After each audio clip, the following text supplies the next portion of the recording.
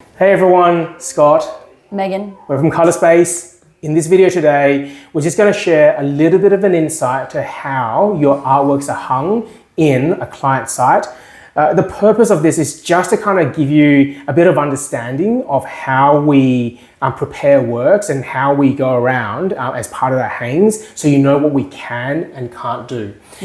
Specifically, I think I'll start with a contrast, which is in many galleries, there can be situations where specific hooks or screws are placed exactly where the D-rings of the artwork are, so that they're all hung at the exact same, at this perfect height for viewing. However, in the situations that we're in, we don't quite have that luxury because we can't often go in and re-change where all the hooks are.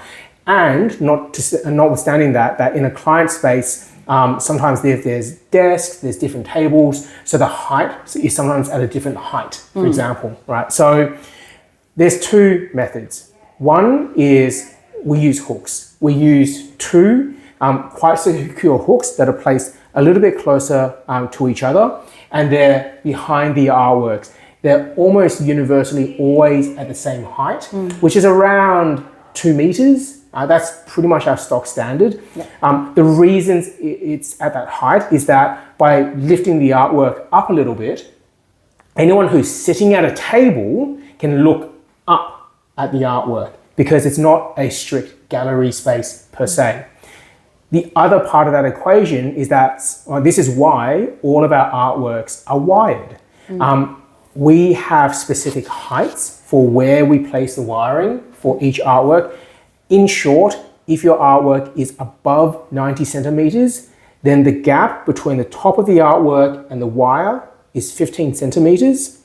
If it's shorter than 90 centimeters, then the gap is 8 centimeters.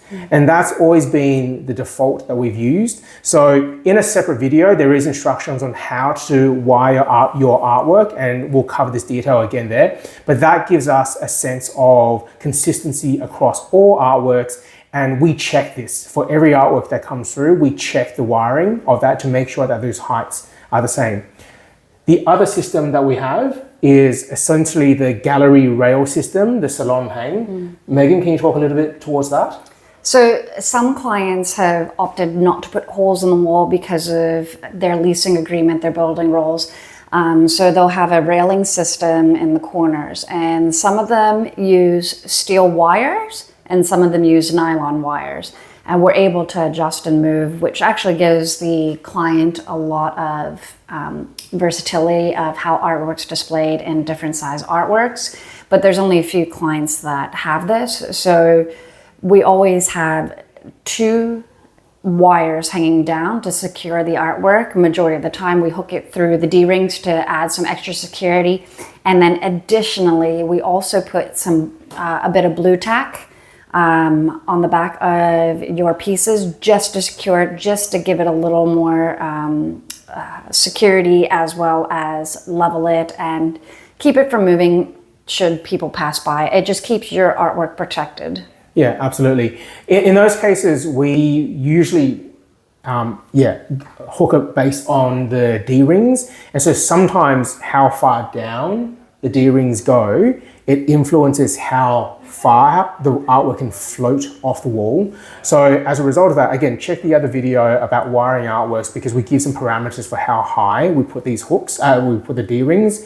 But so you know, we do inspect all your artworks. And so sometimes if you get an artwork back and you find additional D-rings on it, that's the reason why. We've done that in to make sure we can secure the works as best as possible and to make sure that the stability is there. Hopefully I was helpful in just helping you understand how we hang your artworks and what we can and can't do with works. Specifically what we can't do is that every single time, especially if we use hooks, we can't move the hooks up and down, hence why we need the wiring system. Hopefully that's helpful. If there's any other questions you have, please send us a message and we'll address them in a future video.